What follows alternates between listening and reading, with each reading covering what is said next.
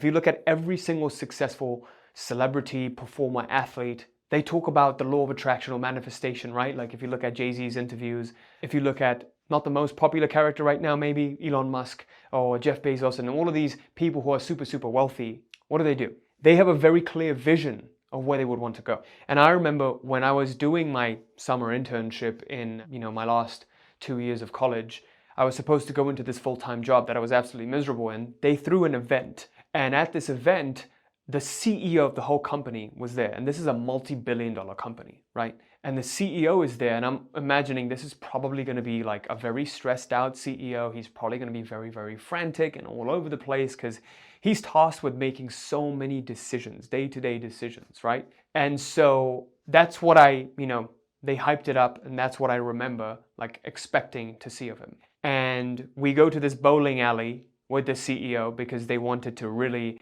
pepper up all the interns because they're going to make him an offer to the good ones. And I was fortunately one of them. And I meet the CEO, I shake his hand. The guy's like towering, 6'5", older gentleman. He's like maybe in his late 60s, maybe mid to late 60s, which also I found kind of surprising because typically that's when people retire. But this guy was youthful, very, very youthful.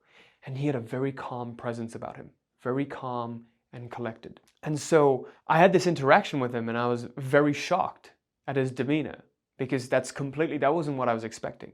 So afterwards I went home, and back then I was working on starting up this YouTube channel, I believe.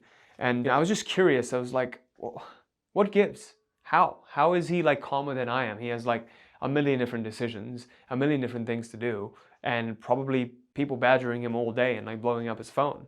He runs a multi-billion-dollar company, really. And so I reached out to him. I wrote him an email. I was like, there is no way this guy's going to respond to me. He probably gets a million different emails. So I wrote him an email and I was like, Steve, what's up? What's up, dude? How are you so chill?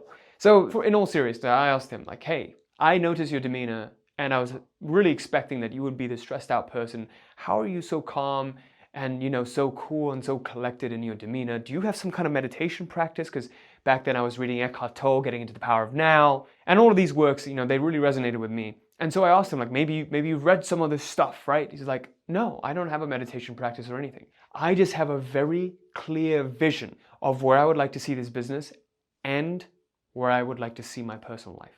And when I have that vision, I can rest easy